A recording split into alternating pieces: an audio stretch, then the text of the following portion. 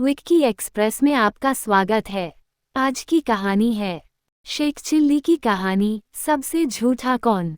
Sheikh chilli यूं तो मूर्खता भरे काम ही करता था, लेकिन इस बार उसने अपने दिमाग का ऐसा इस्तेमाल किया कि हर कोई दंग रह गया।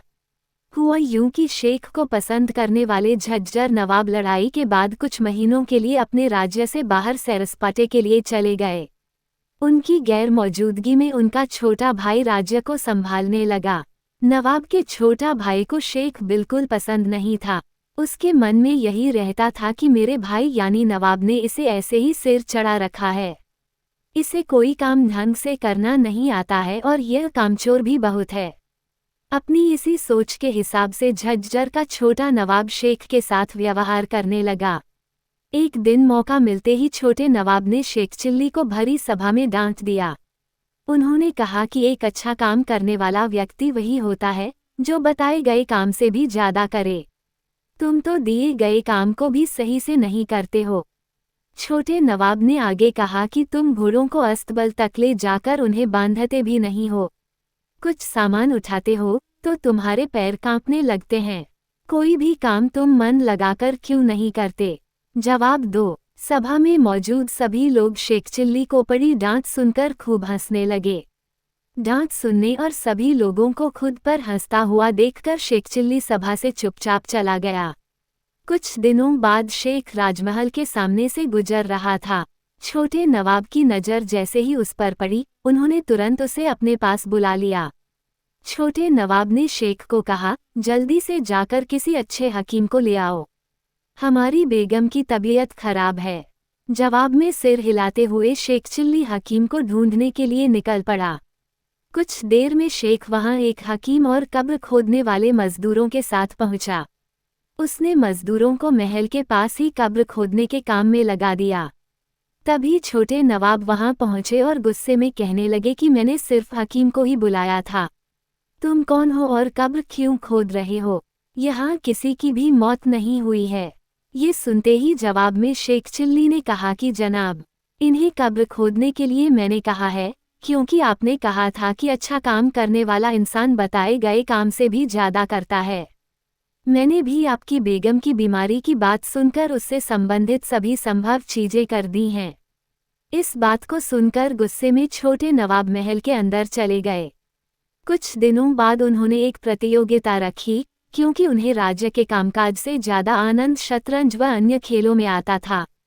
इस प्रतियोगिता के लिए छोटे नवाब ने ऐलान किया कि जो कोई भी सबसे ज्यादा झूठ बोल सकता है उसे इनाम के तौर पर सोने की 1000 अशर्फियां दी जाएंगी।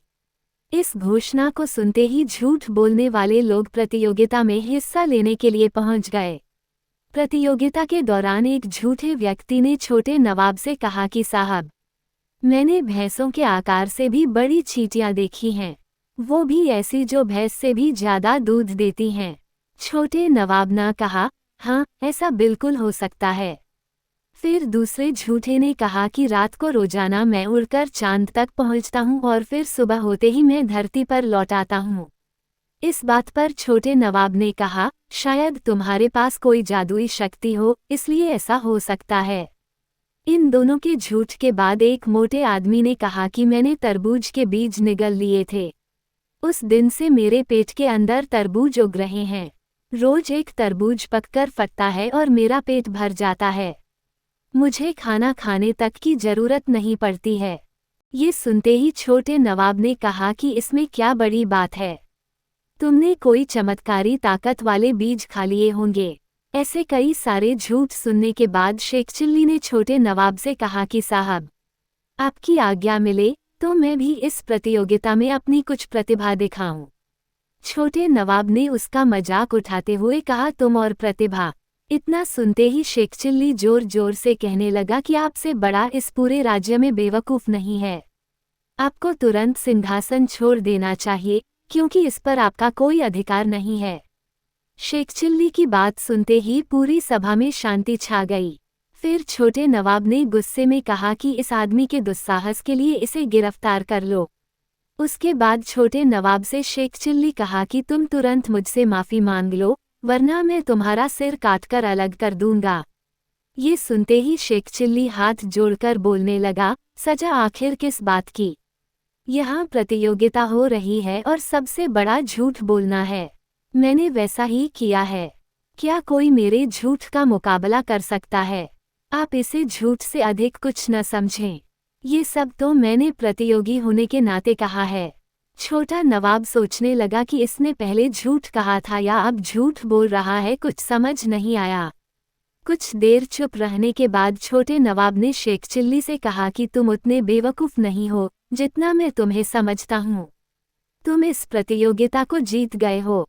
तुमसे बड़ा झूठ किसी ने नहीं कहा है।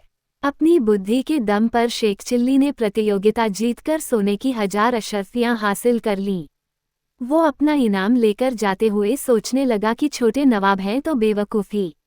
इस सच से मुझे जीत हासिल हुई है और इनाम भी मिल गया। कहानी से सीख, बुद्धि का इस्तेमाल करने से हर परेशानी से बचा जा सकता है। साथ ही किसी का भी अपमान नहीं करना चाहिए, क्योंकि हर व्यक्ति में कोई ना कोई क्षमता जरूर होती है। सुनने के लिए धन्यवाद। मेरा चैनल सब्सक्राइब करें, लाइक और शेयर भी करें। धन्यवाद।